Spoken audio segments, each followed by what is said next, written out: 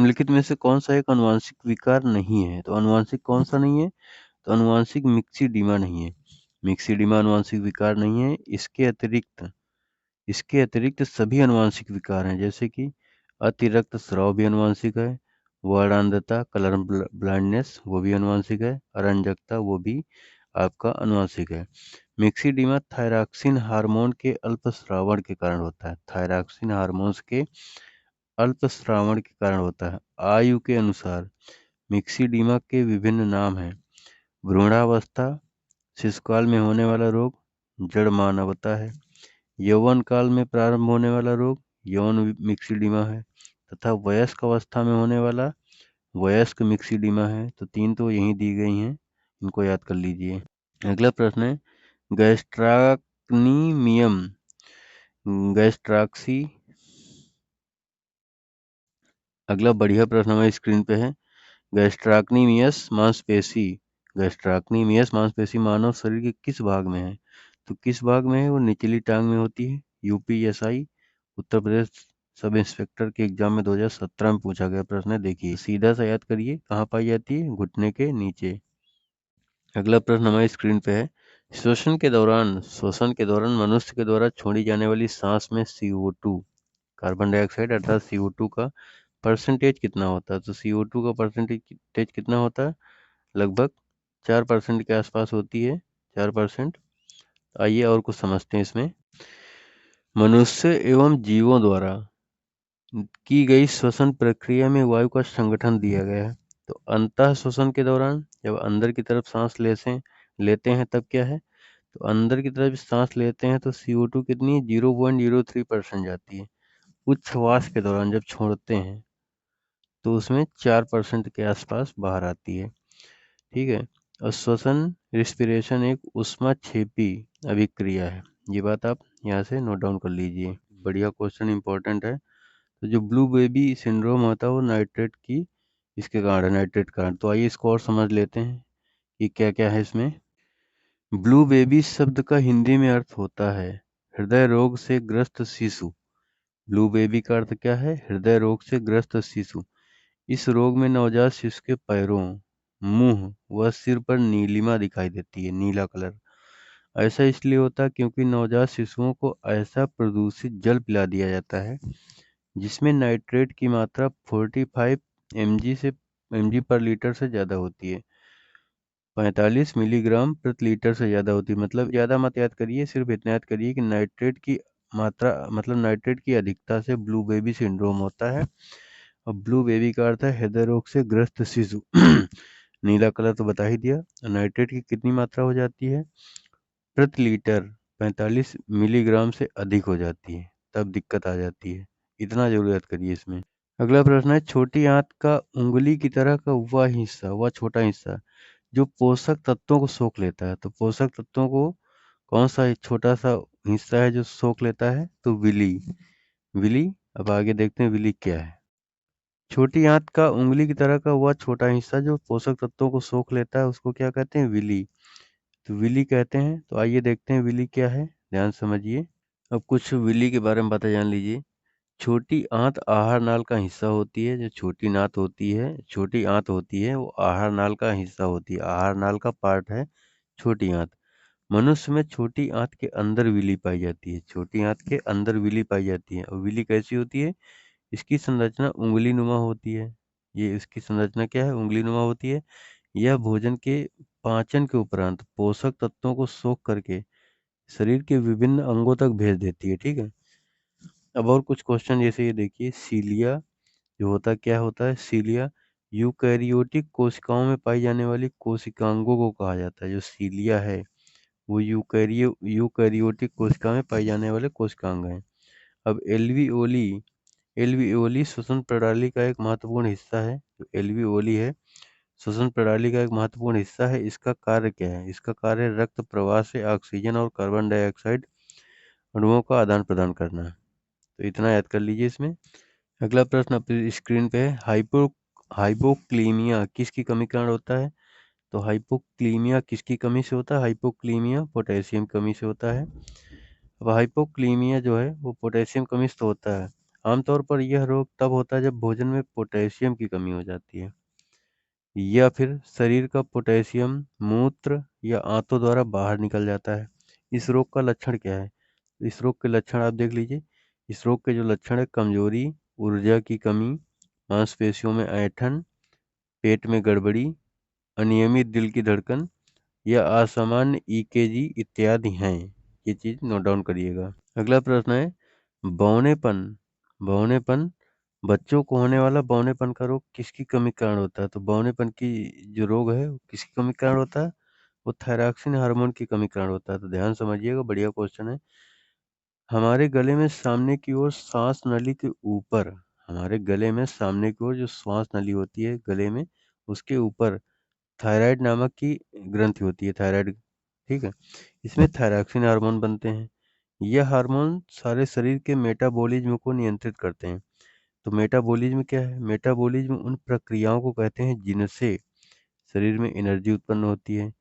इससे T3 व T4 कोशिकाओं की सामान्य क्रियाओं को और विकास को बढ़ावा मिलता है। तो कौन कौन सी? T3 और T4, ये यहाँ से बढ़िया बात मिली है। तो T3 और T4 कोशिकाओं को सामान्य क्रियाओं को बढ़ावा मिलता है यहाँ से। अगला प्रश्न है, पोलियो टीके के लिए नैनो पैच का आविष्कार किसने किया? तो पोलियो के टीके के लिए नैनो पैच का आविष्कार मार्क केंडल ने किया। तो और कुछ बातें हैं, ध्यान से देखिए मार्क केंडल या फिर अन्य लोगों के बारे में। तो मार्क केंडल ने बताया था, नैनो पैच के माध्यम से टीका लगाने से यह मांसपेशियों के बजाय त्वचा के बाहरी परत में मौजूद इम्यून सेल को सीधा निशाना बनाता है, इसलिए आम टीकों से ज़्यादा असरदार है। पोलियो वैक्सीन की खोज जोनास साल्क ने की थी, ये तो पिछली वीडियो में आपको बता चुके हैं। निम्नलिखित में से कौन सा यौन संचारित रोग नहीं है? तो कौन सा नहीं है? टाइफस नहीं है। अब देखते हैं, टाइफस ज्वर एक प्रकार का रोग है जो अचानक प्रारंभ होता है। इस ज्वर के लक्षण क्या है? सिर दर्द, सर्दी लगना, ज्वर, शरीर में पीड़ा इत्यादि। या फिर इसके अलावा जो टाइफस के अलावा जो अन्य इसमें लिखे हैं, जैसे कि क्लैमाइडिया या प्रमेह, प्रमेह को गोनोरिया भी बोलते हैं, यकृत शोथ या हेपेटाइटिस बी इत्यादि जो हैं, कौन कौन से? क्लैमाइडिया, गोनोरिया और हेपेटाइटिस बी, ये सभी यौन संचारित रोग हैं। अगला प्रश्न है, क्यू बुखार किस जीवाणु के कारण होता है? तो क्यू बुखार काक्सियला बर्नेटी के कारण होता है। काक्सियला बर्नेटी, काक्सियला बर्नेटी क्या है? यह मनुष्यों में जानवरों के द्वारा फैलता है। कौन कौन से जानवर? भेड़, बकरी या मवेशी, कोई भी हो तो उसके द्वारा फैलता है। शरीर के किस भाग में त्रिज्या अस्थि पाई जाती है? त्रिज्या अस्थि किस भाग में पाई जाती है? तो त्रिज्या अस्थि कलाई में पाई जाती है। बाकी तो मनुष्य के शरीर में 206 हड्डियां होती हैं, और त्रिज्या अस्थि कहाँ पाई जाती है? रेडियस बोन, कलाई में पाई जाती है। अगला प्रश्न है, अंडे की सफेदी में मौजूद प्रोटीन जो विटामिन B7 के अवशोषण को रोकता है, वह दिए गए विकल्पों में से कौन सा है? तो कौन सा है? एल्ब्यूमिन। अंडे की सफेदी में एल्ब्यूमिन प्रोटीन पाया जाता है जो B7 के अवशोषण को रोकता है। ध्यातव्य है कि मनुष्य में एल्ब्यूमिन लीवर द्वारा बनाया जाने वाला प्रोटीन है और मुख्य रूप से रक्त में पाया जाता है।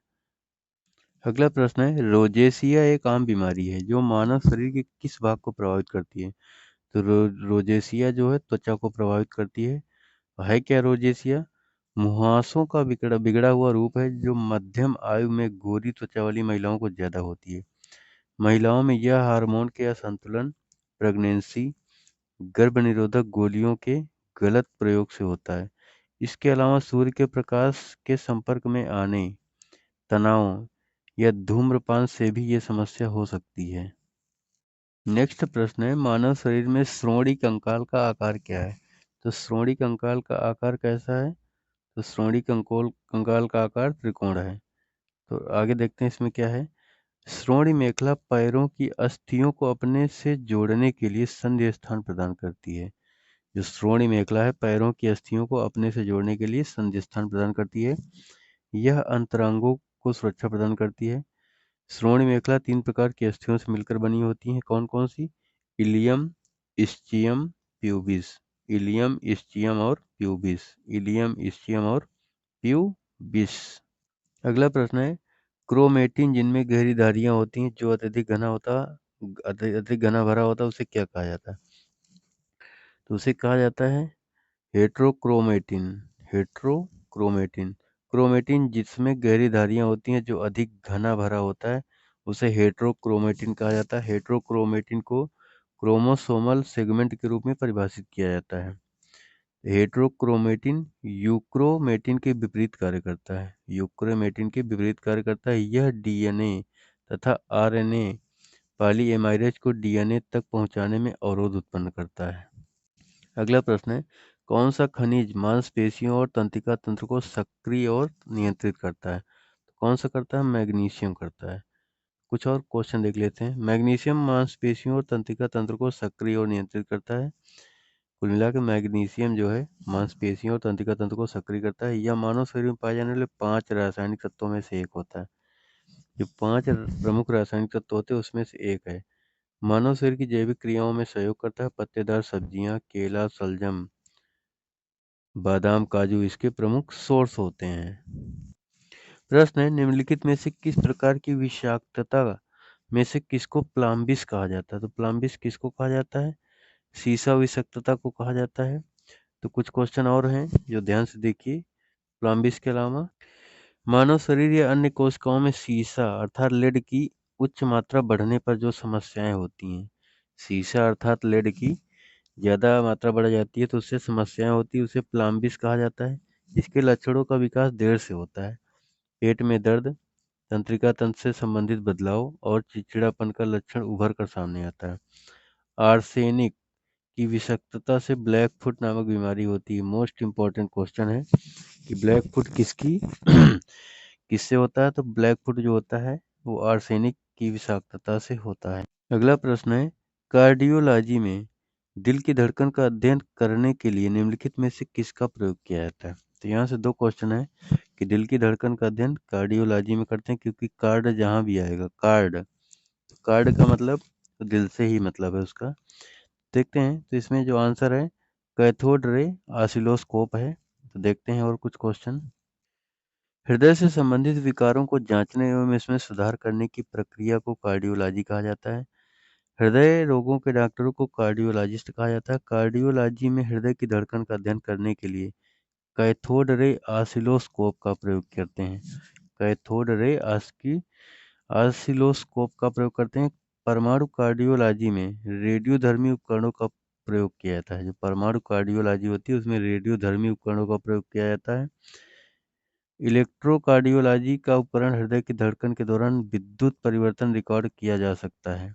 ठीक है, इस ग्राफी रिकॉर्ड को ईसीजी कहते हैं, इलेक्ट्रोकार्डियोग्राफ कहते हैं। तो पेपर में कभी कभी पूछ भी लेता है कि ईसीजी का संबंध किससे है। तो ईसीजी का संबंध आप जान चुके हैं किससे? हृदय से है। इसका पूरा नाम इलेक्ट्रोकार्डियोग्राफ है। प्रश्न है, खाने में लंबे समय तक हरी सब्जियों का प्रयोग न करने से खाने में लंबे समय तक हरी सब्जियों का प्रयोग न करने से कौन सी बीमारी हो जाती है? तो कौन सी बीमारी हो जाती है? रात्रि अंधत्व। आइए देखते हैं इसमें।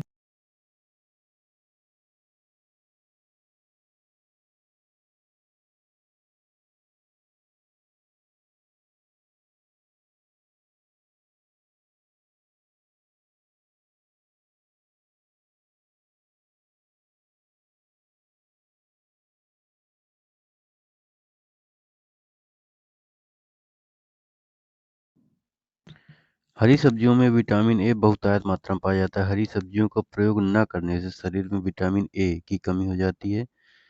विटामिन ए की कमी से रतौंधी रोग होता है, जिसे रात्रि अंधत्व भी कहा जाता है। रतौंधी से पीड़ित व्यक्तियों को दिन में कोई दिक्कत नहीं होती, लेकिन इनको रात में दिक्कत होती है। विटामिन ए को संक्रमण रोधी विटामिन भी कहा जाता है।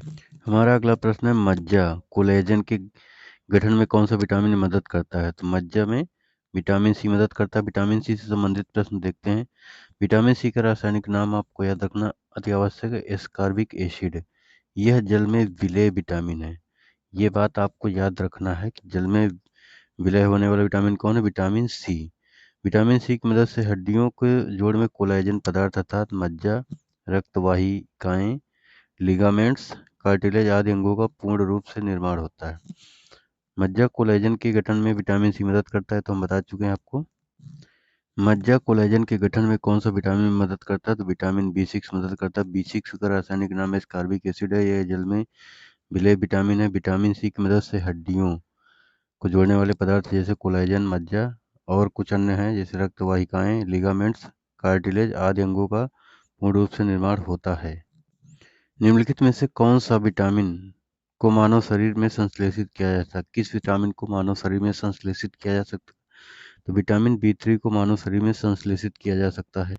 जैसा कि हमने बताया, B3 को मानव शरीर में संश्लेषित किया जा सकता है। इसका रासायनिक नाम आपको याद रखना बहुत जरूरी है। रासायनिक नाम नियासिन या निकोटिनामाइड है। यह जल में घुलनशील होता है। इस विटामिन कमी से मानव में पेलाग्रा, त्वचा में दांत पड़ जाते हैं, उसी को बोलते हैं। यह 4D सिंड्रोम रोग तथा कुत्तों में जीभ का काला होना केनाइन रोग कहा जाता है, इत्यादि रोग हो जाते हैं। इसके विटामिन B3 के मेन स्रोत है मांस होता है, मूंगफली है, आलू, टमाटर, दूध, मेवा, अंडे की जर्दी, हरी पत्तेदार सब्जियां इत्यादि हैं। अगला हमारा प्रश्न है, जल निकायों में निम्नलिखित में से किन पोषक तत्वों में वर्धित स्तर के कारण अतिपोषण होता है? तो किसके कारण होता है? फास्फेट के कारण होता है। अकार्बनिकों में, इसमें आगे देख लीजिए, अकार्बनिकों में फास्फोरिक अम्ल तथा क्षारों की क्रिया से जो लवण बनते हैं उसे फास्फेट कहते हैं। तो फास्फेट कैसे बनता है? फास्फोरिक अम्ल और क्षारों की क्रिया से लवण बनते हैं, उसे फास्फेट कहते हैं, फास्फेट कहा जाता है। निम्नलिखित स्रोतों में किसके माध्यम से पौधे हाइड्रोजन प्राप्त करते हैं? किसके माध्यम से पौधे हाइड्रोजन प्राप्त करते हैं? तो मृदा के जल से। पौधे मिट्टी में जल के मूल रोमों द्वारा जल को अवशोषित करके प्रकाश संश्लेषण की क्रिया को संचालित करते हैं। स्थलीय पौधे मिट्टी में उपस्थित जल तथा खनिज लवणों को जल के मूल रोमों द्वारा अवशोषित करते हैं, इत्यादि बात याद रखिए। आदर्श परिस्थिति में एक नए पादप या पौधे में पुनर्जीवित और विकसित करने के लिए एक कोशिका के गुण को किस रूप में जाना जाता है? तो एक कोशिका के गुण को टोटोपोटेंसी रूप में जाना जाता है, टोटीपोटेंसी रूप में जाना जाता है। तो इसमें क्या है, तो आइए देख लेते हैं। कौन सा स्तनधारी प्राणी उड़न लोमड़ी के रूप में जाना जाता है? तो कौन सा जाना जाता है उड़न लोमड़ी के रूप में? चमगादड़। चमगादड़ दुनिया का एकमात्र स्तनधारी है जो उड़ सकता है। इसे उड़न लोमड़ी के नाम से जाना जाता है। ये प्रायः रात्रिचर होते हैं। ये बच्चे पैदा करके दूध पिलाते हैं। इन्हें पराश्रव्य तरंगों को सुनने की इनमें क्षमता होती है। अफ्रीका महाद्वीप में फैला भयानक वायरस इबोला का मुख्य कारण चमगादड़ ही थे।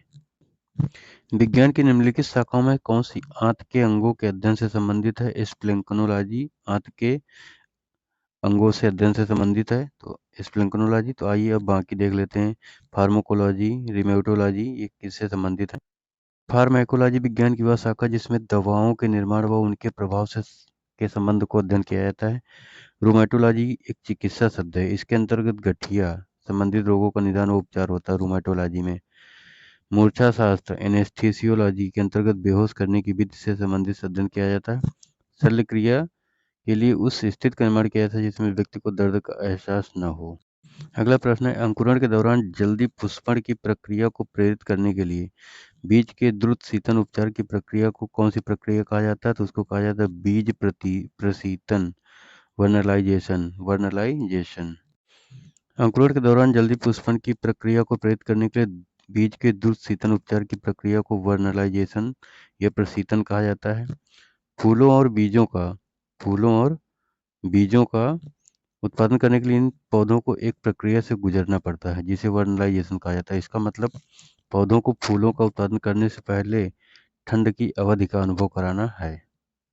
ये यूपीएसआई 2017 में पूछा गया क्वेश्चन है। एक वस्तु या वर्ग जो एक से अधिक मूल वस्तु या मूल वर्ग के से गुणों और विशेषताओं को प्राप्त करता है उसे निम्न में से किस नाम से जाना जाता है? तो उसे एकाधिक वंशागत कहा जाता है। एक वर्ग या वस्तु जो एक से अधिक मूल वस्तु या मूल वर्ग से गुणों और विशेषताओं को प्राप्त कर सकता है उसे एकाधिक वंशागत कहा जाता है।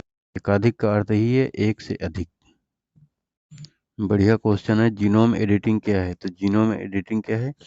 एक जेनेटिक इंजीनियरिंग अप्रोच जिसमें डीएनए इंसर्ट किया जाता है, हटाया जाता है या फिर प्रतिस्थापित किया जाता है। अगला प्रश्न है, आसान है लेकिन बहुत बार पूछा गया है, मानव शरीर का कौन सा अंग इंसुलिन पैदा करता है? तो इंसुलिन इंसुलिन कौन पैदा करता है? अग्न्याशय पैदा करता है। मानव शरीर में इंसुलिन अग्न्याशय में स्थित लैंगर हैंस की दीपकों में बीटा कोशिकाओं द्वारा उत्पन्न होता है। तो कहाँ उत्पन्न होता है? अग्न्याशय में स्थित लैंगर हैंस की दीपकों में बीटा कोशिकाओं द्वारा उत्पन्न होता है। इंसुलिन एक हार्मोन्स है। मानव शरीर में रुधिर में शर्करा को नियंत्रित करता है। मानव शरीर में रुधिर में शर्करा को नियंत्रित करता है। इसकी कमी से व्यक्ति में मधुमेह डायबिटीज नामक रोग हो जाता है। अग्न्याशय एक मिश्रित ग्रंथि भी है। अगला प्रश्न है, कौन सा अंग अप्रयुक्त या फिर क्षतिग्रस्त बिंबाणु को हटाने में सहायक है? तो कौन है? तिल्ली। तिल्ली है। तो तिल्ली से क्वेश्चन और क्या है? तिल्ली या प्लीहा मानव उदर में स्थित एक अंग है जो रक्त का संचित भंडार रखने के साथ साथ अप्रयुक्त या क्षतिग्रस्त लाल रक्त कोशिकाओं को नष्ट करने या हटाने का कार्य करता है। इसलिए इसे आरबीसी का कब्रगाह भी कहा जाता है। तो एग्जाम में क्वेश्चन कभी कभी इसी नाम से डायरेक्ट पूछ लेता है कि आरबीसी का कब्रगाह किसे कहा जाता है? तो स्प्लीन या तिल्ली को कहा जाता है।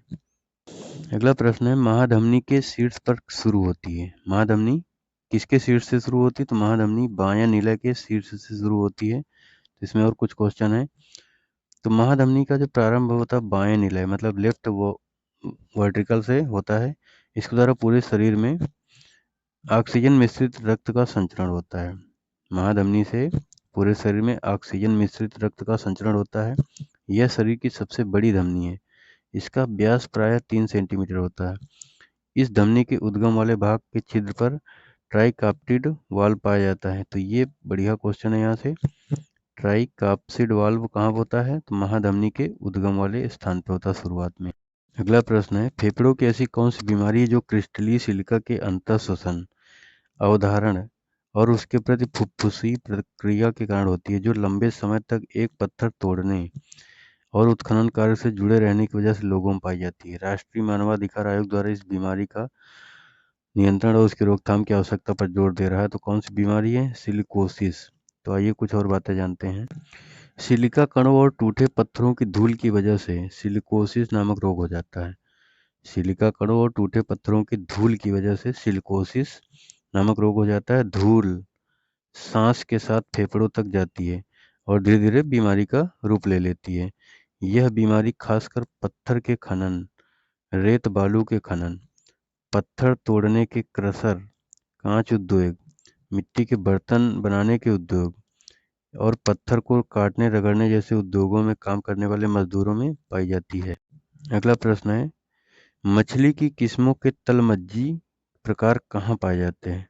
तो मछली की किस्मों के तलमज्जी प्रकार कहाँ पाए जाते हैं? तो पाए जाते हैं समुद्र के गहरे पानी में। अगला प्रश्न है, किसने अधिग्रहित चरित्र की विरासत के सिद्धांत को प्रतिपादित किया? तो किसने प्रतिपादित किया? Jean Baptiste Lamarck. तो जीन बैप्टिस्ट डी लैमार्क ने 1809 में अधिग्रहित चरित्र की विरासत अर्थात उपार्जित लक्षणों की वंशागत, इसी नाम से आपको क्वेश्चन मिलेगा कि उपार्जित लक्षणों की वंशागति सिद्धांत। तो सीधा सीधा आप लगा देना। तो कुछ क्वेश्चन और देखते हैं। किस सिद्धांत को प्रतिपादित की जबकि ग्रेगर जॉन मेंडल द्वारा अनुवांशिकी? तो ग्रेगर जॉन मेंडल कौन है? अनुवांशिकी का सिद्धांत। तथा चार्ल्स डार्विन को जैव विकास के सिद्धांत का प्रतिपादन करने के लिए जाना जाता है।